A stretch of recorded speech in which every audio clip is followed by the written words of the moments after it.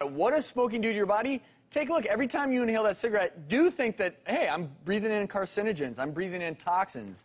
But the nicotine in those cigarettes, what it does is it causes your heart rate to increase, causes an increase in respiration, increases your blood pressure. What the nicotine does in your brain, you see those nerve cells, it increases the release of dopamine. That's a pleasure center in your brain.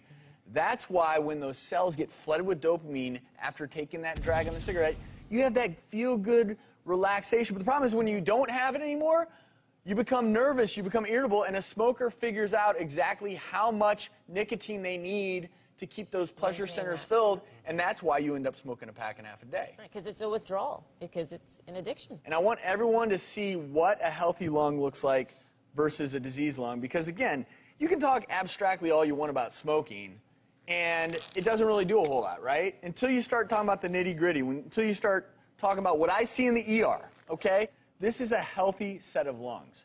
Nice color, nice size. This is someone who smoked their whole life. Just compare the colors. But what's happening inside this lung, and this is a cross-section, this is what we call early emphysema. It's pretty obvious to the naked eye that this is disease compared to this, right?